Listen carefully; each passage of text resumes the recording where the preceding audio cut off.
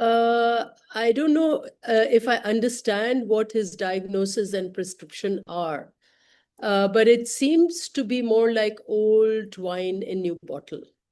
If I may use a very cliched, adage, English adage.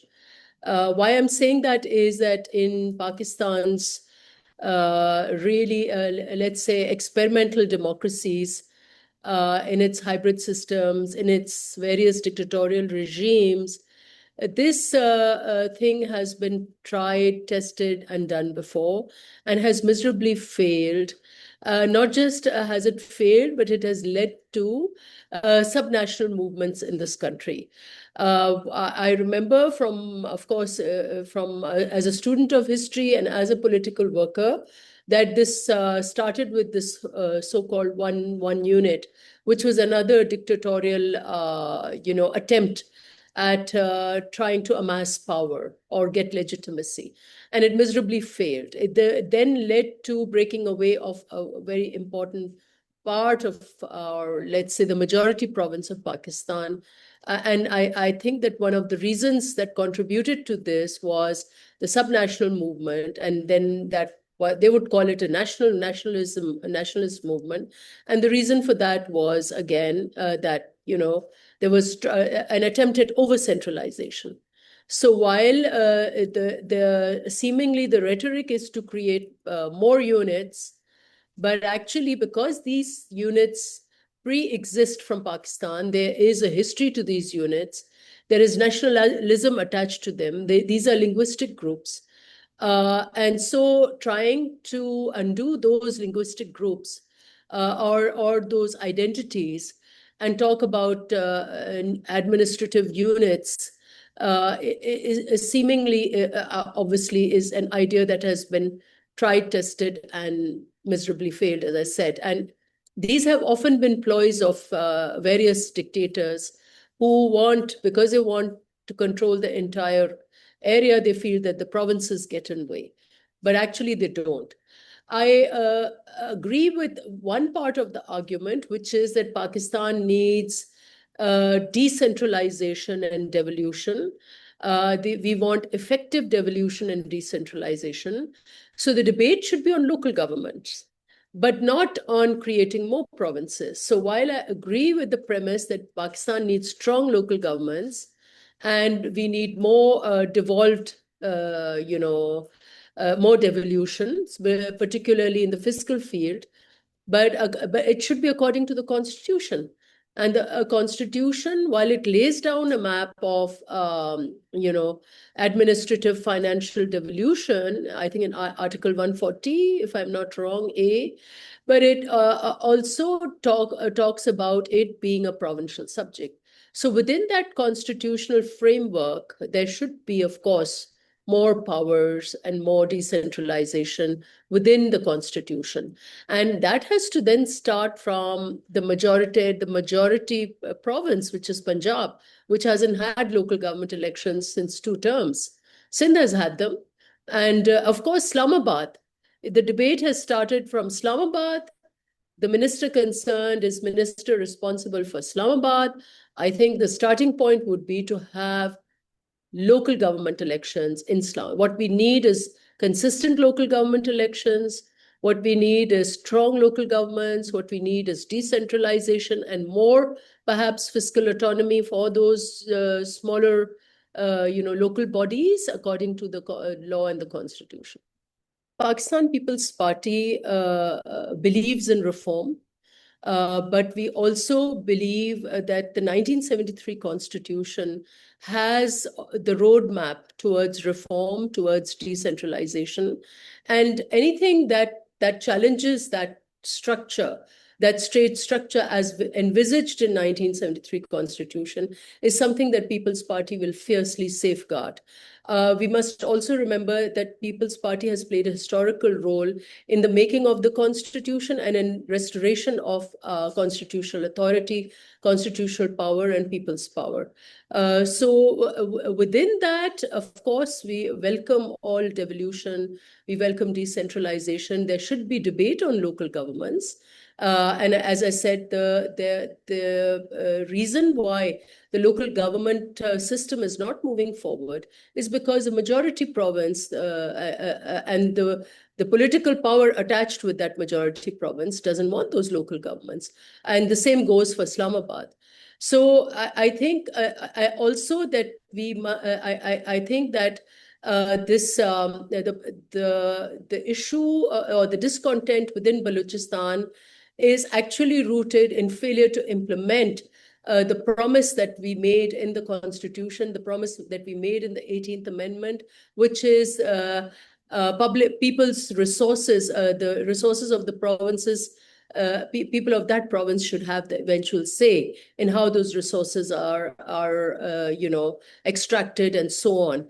And so the very problem is actually of those resource extraction begins with the centrist attitude.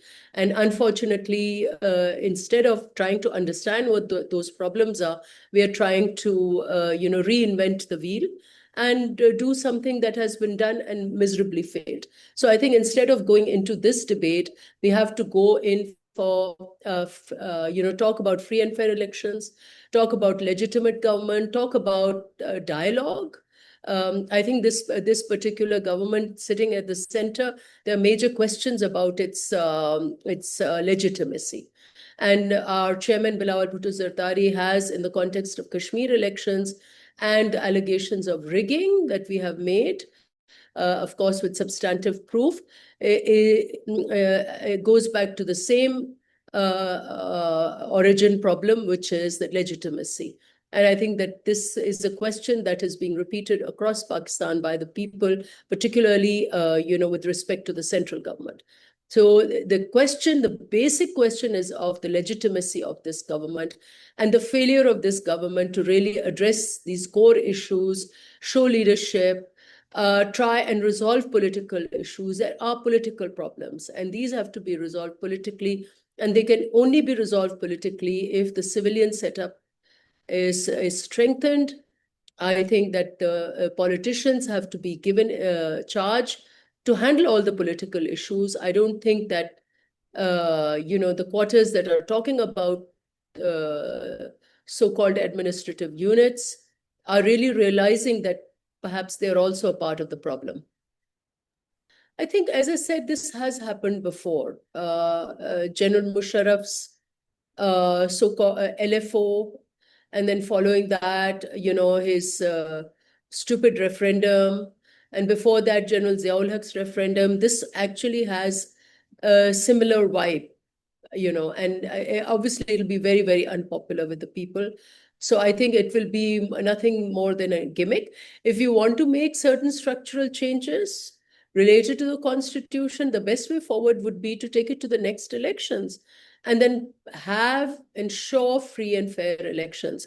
But in Pakistan, the history of referendums has been extremely controversial, nothing short of gimmickry. So I think that one should not, and I don't understand why, when the main challenge in this country is law and order, the main challenge in this country is that alienation of two provinces and now even AJK.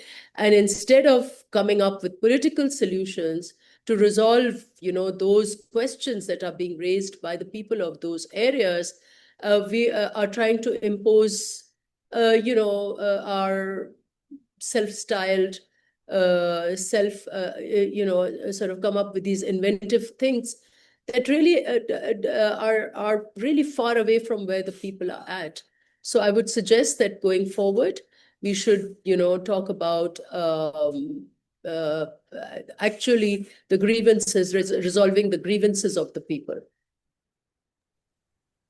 No, it's not about Sindh. Historically, if you look at the Saraiki belt, they have been wanting a province for the longest period of time.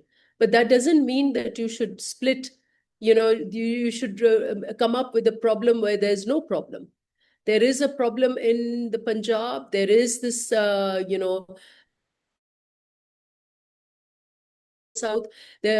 of Punjab, there is a sense of deprivation in that area. And so the people of that area are demanding. In Sindh, there is no such demand. Yes, there is a party called MQM, And this party MQM, again, there are a lot of questions about their members coming up through free and fair elections. However, their question or their demand has always been strong local governments, never administrative units or provinces. Their demand has been strong local governments. And on strong local governments, I think the People's Party is open for dialogue and open for discussion that how do we make the present local government system stronger. But for that to happen, the major bottleneck in that, or what is holding us back, is the failure of Punjab to have elections. They are not allowing elections. And similar is the case in Islamabad. Why isn't Islamabad having elections? So first, let's begin from these two, this thing, and then move on for a stronger debate on the local government. So the debate should be on local governments and not on provincial units. Yes, there is an issue of that Saraiki province, but that's because there is a local demand there. And I mean, and as I said, these questions could be taken to the next government and next elections and taken there. I don't know what 28th Amendment is about, first of all. And I don't know, as I said, I still don't understand that the people who are raising this issue are intrinsically a part of this hybrid setup, particularly the minister concerned. He's a part of and he helped cobble together the so-called, this coalition.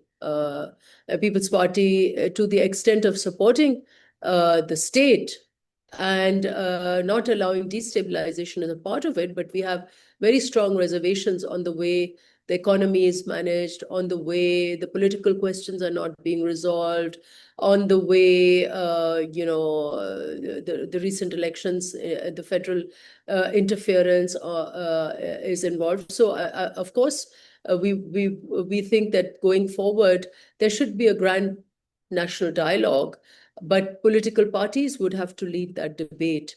And not those, not bureaucrats, for instance, or not even establishment. It's the political parties that have to move forward on the. And I understand that, as I said, some of this frustration.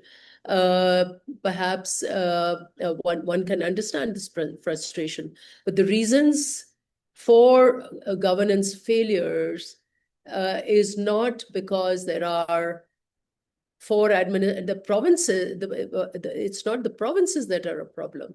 It is the approach of the central government towards the provincial question. It is the approach of the central government towards the country and its problems that is a problem.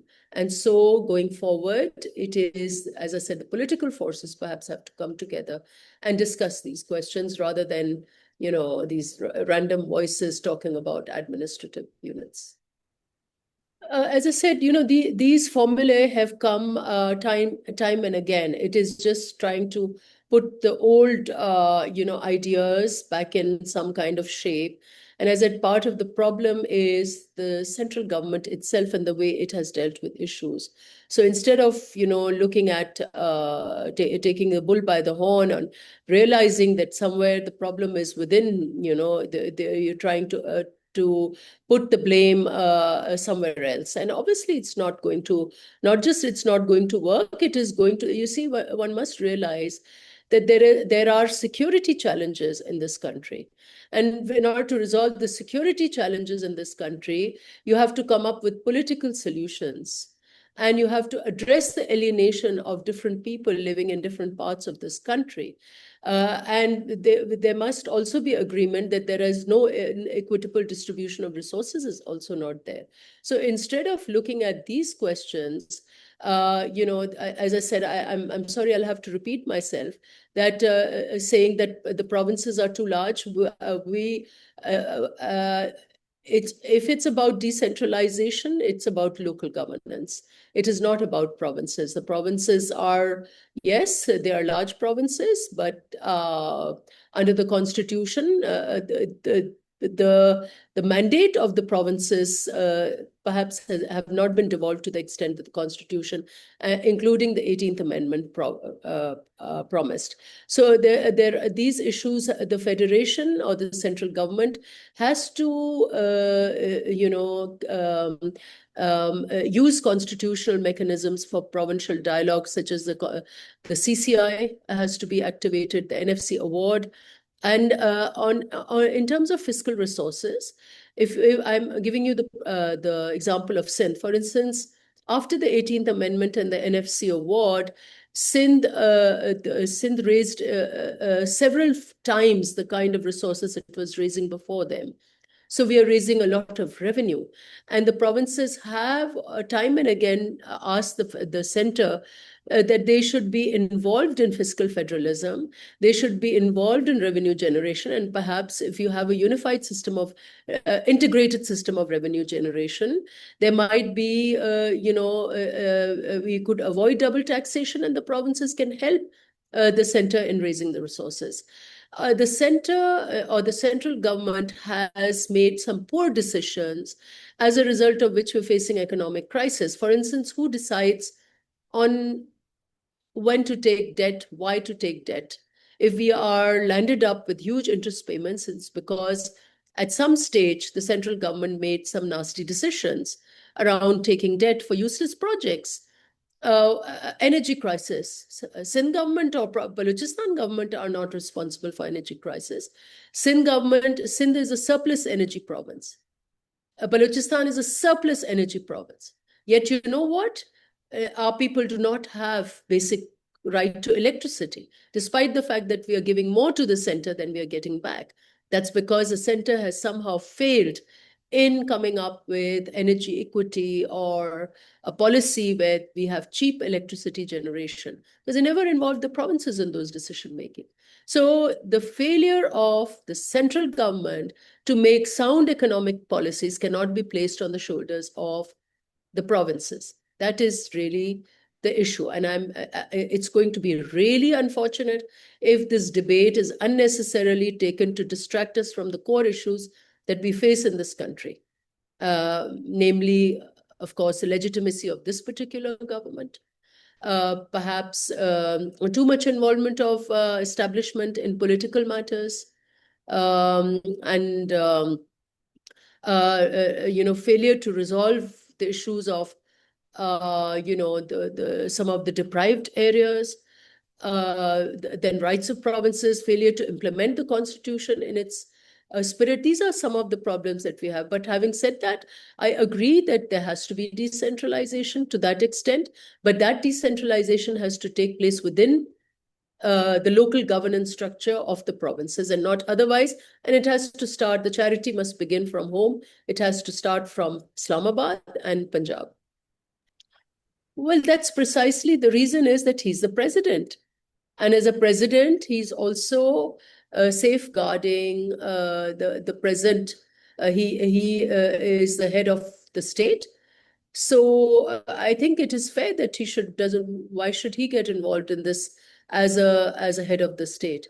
It is, and as a head of the state, I think his involvement in politics has to be limited under the law and the constitution. So it's fair that he's not giving any positions. It is up to the political parties. Our party chairman, Bilawal Bhutto Zardari, is there. We are all there.